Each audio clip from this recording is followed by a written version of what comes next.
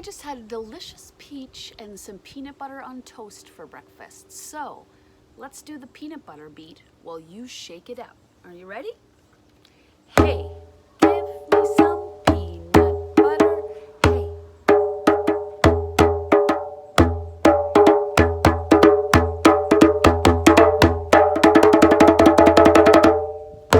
Rapidissimo.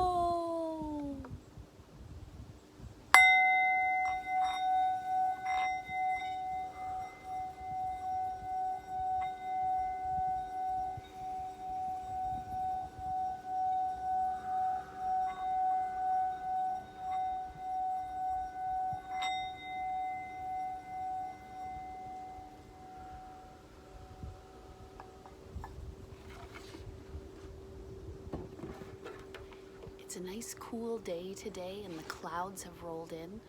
It's supposed to rain soon, so let's get right to it.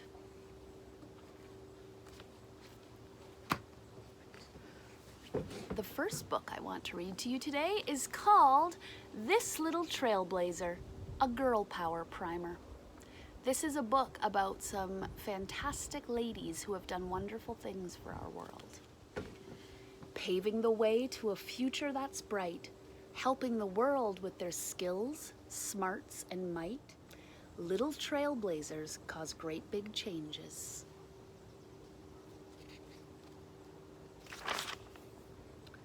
This trailblazer helped think of a way to do math with machines called computers today. Ada Lovelace. She wrote one of the first computer programs. The US government later named a computer language Ada in her honor.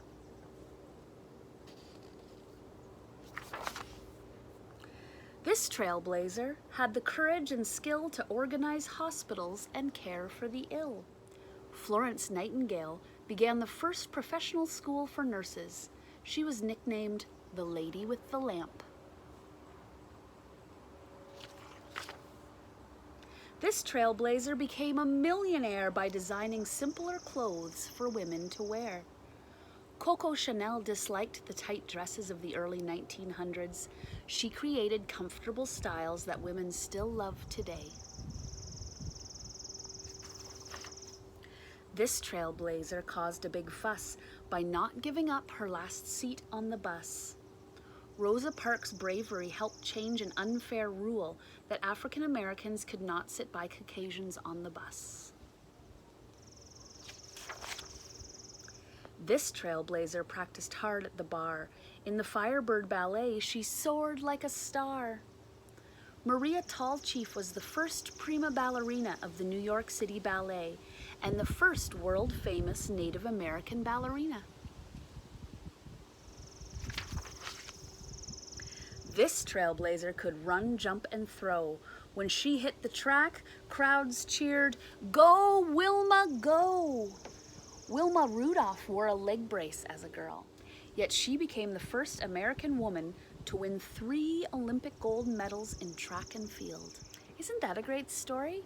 Even though her legs didn't work right when she was a little girl and she had to wear braces on her legs, she kept practicing and making her legs stronger until she became the best in the world. Amazing. This trailblazer can settle a fight about whether a law is wrong or is right. Sonia Sotomayor is the first Latina judge and 3rd woman to serve on the Supreme Court of the United States. This trailblazer marched to 1st grade and changed every school with each step she made. Ruby Bridges was the first African-American child at her school and helped change things so the kids of all colors now learn together. That's important. This trailblazer designed a V-shaped wall carved with heroes' names that's beloved by all. Maya Lin is the architect and sculptor who created the popular Vietnam Veterans Memorial in Washington, D.C. This trailblazer helps girls everywhere to be treated in ways that are kind and are fair. Malala Yousafzai wants all children to be free to go to school. She is the youngest person to win the Nobel Peace Prize.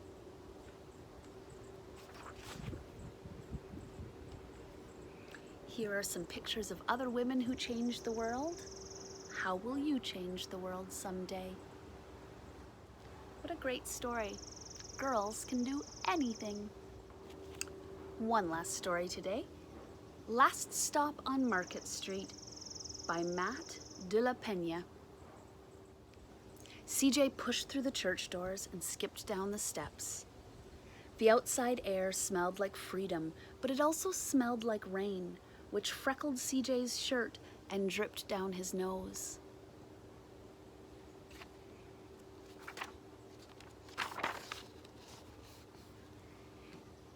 He ducked under his Nana's umbrella, saying, "How come we gotta wait for the bus in all this wet?" "Trees get thirsty too," Nana told him.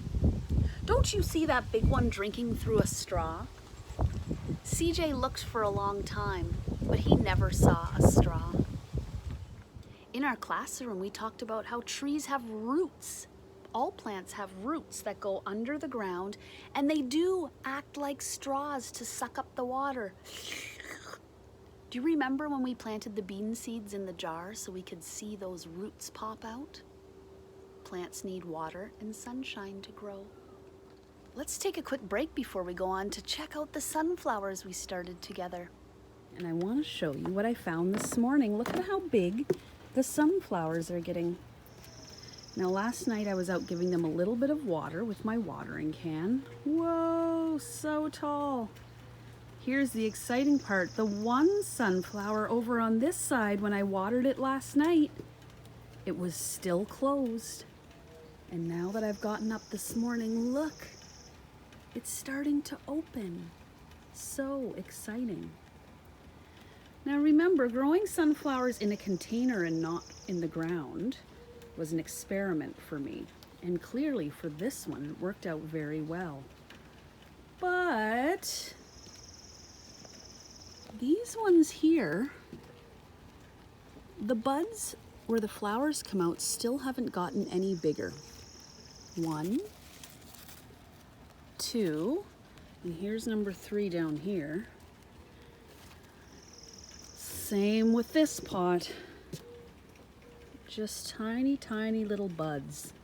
I wonder if the roots are having to share too little soil to make them bloom. Remember on this side, the other 2 stems of sunflowers got damaged and fell off. So it's only one root ball feeding the plant as it drinks up the water. This is a great experiment. Good to know. Okay, back to the story. From the bus stop, he watched water pool on flower petals, watched rain pitter-patter against the windshield of a nearby car. His friend Colby climbed in, gave CJ a wave, and drove off with his dad.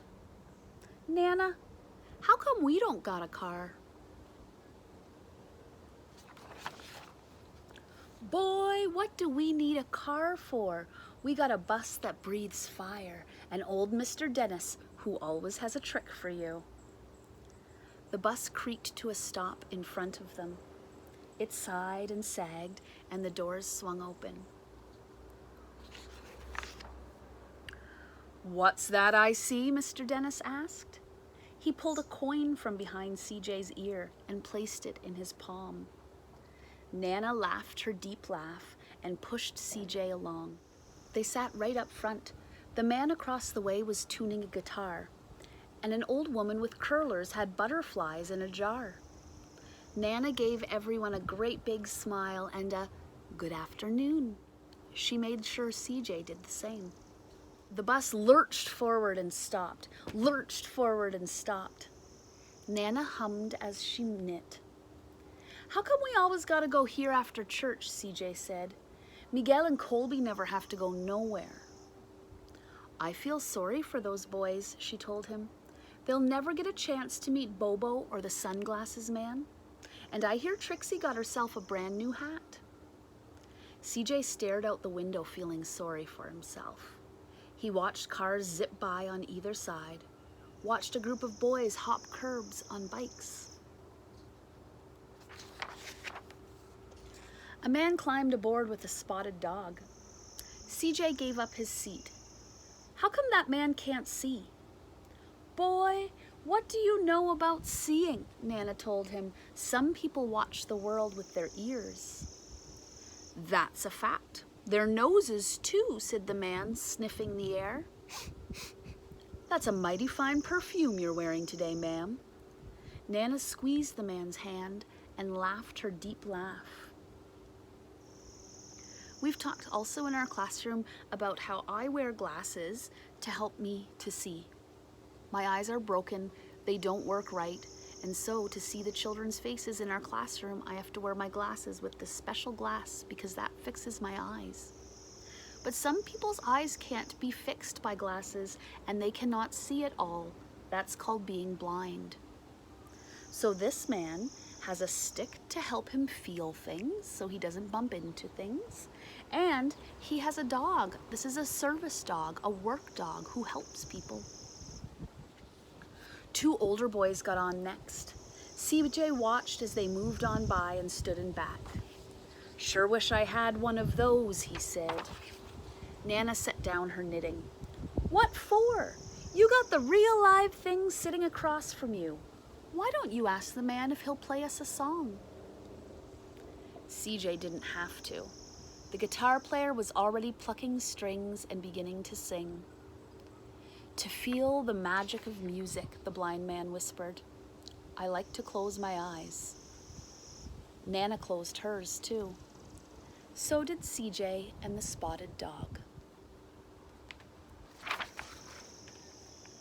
And in the darkness, the rhythm lifted CJ out of the bus, out of the busy city. He saw sunset colors swirling over crashing waves, saw a family of hawks slicing through the sky, saw the old woman's butterflies dancing free in the light of the moon. CJ's chest grew so full and he was lost in the sound, and the sound gave him the feeling of magic. That's an experiment you could try today. Close your eyes while you're listening to music and see what your imagination comes up with.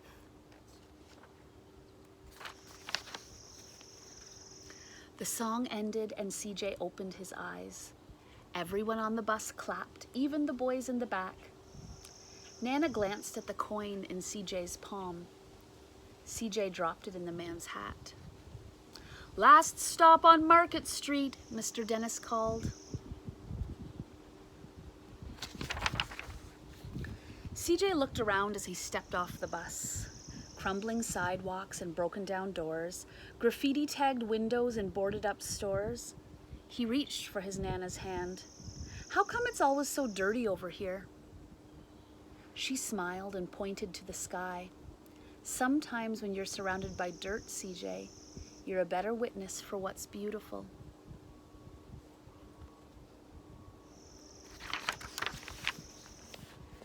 CJ saw a perfect rainbow arcing over their soup kitchen. He wondered how his Nana always found beautiful where he never even thought to look. CJ's Nana is very wise. He looked all around them again, at the bus rounding the corner out of sight, and the broken street lamps still lit up bright, and the stray cat shadows moving across the wall. When he spotted their familiar faces in the window, he said, I'm glad we came. He thought his Nana might laugh her deep laugh, but she didn't. She patted him on the head and told him, Me too, CJ. Now come on.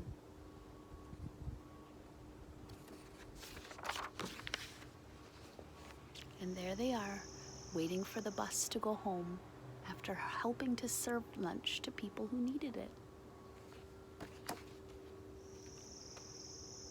What a lovely story about CJ and his Nana. See you next time. Bye-bye.